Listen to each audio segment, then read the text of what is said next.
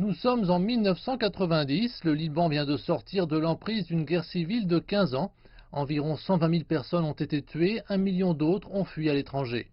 30 ans plus tard, l'impact de la guerre est toujours apparent. Les pénuries signifient que les Libanais sont effectivement confrontés au rationnement d'électricité.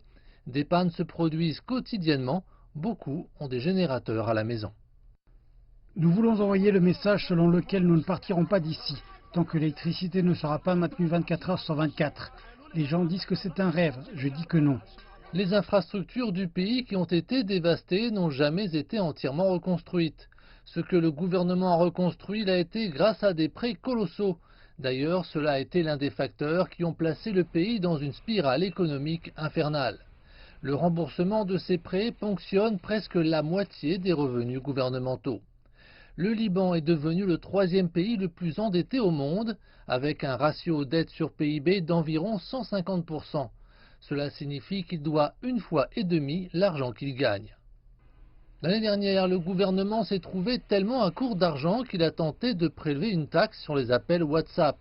Une nouvelle qui a déclenché des manifestations généralisées et contraint à la démission le Premier ministre d'alors, Saad Hariri. Les accusations de corruption ont depuis longtemps miné la réputation des politiciens. Transparency International classe le Liban au 137e rang en termes de transparence. Quant à la pandémie et les réfugiés fuyant la Syrie voisine, ils n'ont fait que s'ajouter aux nouveaux défis. L'ONU en général et l'Agence de secours et de travaux des Nations Unies pour les réfugiés palestiniens en particulier sont très préoccupés par la situation au Liban en raison des nombreuses strates de cette crise. C'est une crise économique, une crise financière, une crise politique, une crise sanitaire. La récente explosion dévastatrice s'est ajoutée à ces problèmes récurrents. Avec la démission de ce gouvernement, l'incertitude prend le dessus. En attendant, les manifestants sont toujours dans la rue. Le Liban, ce pays à bout de souffle qui aspire au début d'un nouveau chapitre, mais qui a du mal à croire à sa réalité.